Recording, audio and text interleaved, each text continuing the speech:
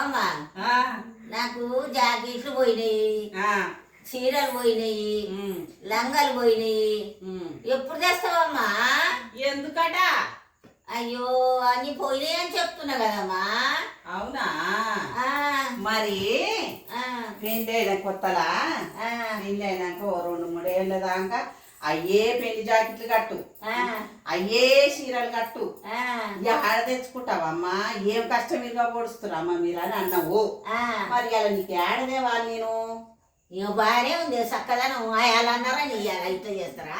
ఓ ఇగో jacket పట్టి చేస్తామని కాకులు కొడుతున్నాయమ్మ నీకు అంటున్నా. ఓ రావా, నీకు నాకు ఒకటేనా? నువ్వు ముసలాము అప్పుడు, నేను వయసామను, కొత్తగా పెళ్ళి అయింది, జాకెట్లు లేవని ఎవరు చెప్పుకుంటారు? అత్తకేగా చెప్పుకునేది. నువ్వు అత్తే బెత్తం అయిపోయిన ఏమడి పడితే నేనేం చెయ్యాలి? అట్టనా? లాంగాలు ఒక్క లంగ దానమ్మా మాకెన్ని ఉన్నాయి చూడు రాదని ఎమ్మడి పడ్డావు.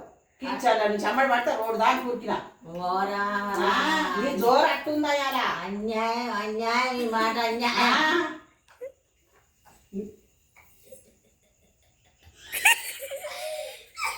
నీ జోరు అట్టుందా? మరి ఏం చేయి నేను? ఇవాళ తీసుకురా అంటే తెచ్చిన పైసలు నీకు పింఛన్ వస్తే ఆ పైసలు మొత్తం నీ గోళీలకు ఈ కాలు నొప్పికి, నాలుగు పట్టికి, మేడ పట్టికే సరిపోతుంది. దే చీర దే లాగా. అయ్యో దేవుడా, ఇట్లా వచ్చినది కథ. పెళ్లి పార్టీషన్లో నీ జాకెట్లు కూడా కట్టుకోమంటివే అవన్నీ కట్టి పడేసి అదేంటైనా ఒక గుడ్డ దేవైతివి. ఊపుకుంట కూసుటవేంది? ఊపుకుంట ఇట్లా వచ్చినది రా. అట్లనే వస్తుంది మరి.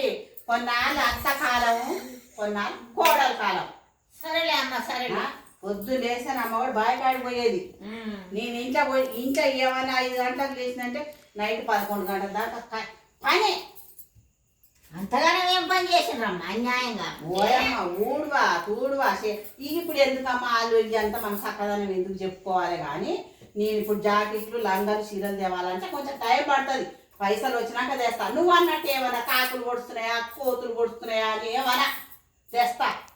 సరేలే అమ్మ సరే సరేలే. అప్పుడు అప్పుడు అనడం కాదు, ఇప్పుడు మేము అంటుంటే కూడా వినాలి. నువ్వు ఇంట్లోనే ఉండమ్మా, వినాలి. ఎప్పుడు నీకే ఉంటుంది జోరు.